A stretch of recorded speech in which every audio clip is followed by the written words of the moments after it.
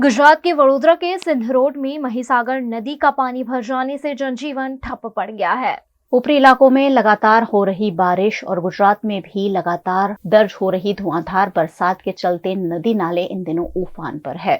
गुजरात की महिसागर नदी भी दोनों किनारों पर बह रही है।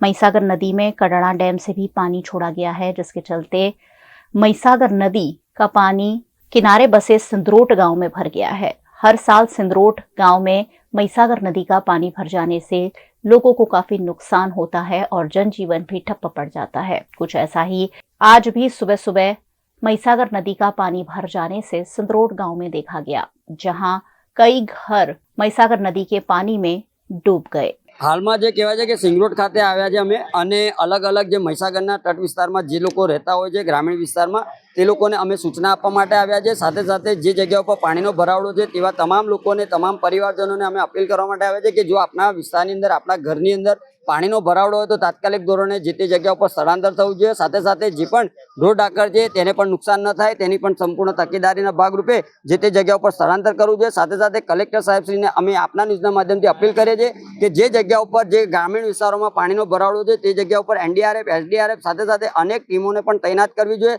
સાથે સાથે ગ્રામીણ વિસ્તારની અંદર જે પણ સરપંચ હોય સાથે સાથે જે પણ ધારાસભ્ય હોય તેઓને પણ તાત્કાલિક ધોરણે સૂચના આપી અને તમામ વિસ્તારોમાં ફરવા માટે મોકલવા જોઈએ, જેથી કરીને કોઈપણ વિસ્તારની અંદર કોઈપણ જાતની તકલીફ ન પડે। કારણ કે હાલમાં જે પાણીનું લેવલ ધુસકે ને ધુસકે વધી રહ્યું છે ત્યારે જે ગ્રામીણ વિસ્તારના લોકો હાલમાં પણ કેટલાક લોકો પરિવારજનો જે ઘરમાં છે તેઓને વહેલામાં વહેલી તકે સુવિધાઓ સવલતો પૂરી પાડવામાં આવે, ભોજનની વ્યવસ્થા કરવામાં આવે। સાથે સાથે જે જગ્યા ઉપર સ્થળાંતર કરવાના છે એ જગ્યા પર પણ તાત્કાલિક ધોરણે સ્થળાંતર કરવામાં આવે તેવી અમારી માંગ છે।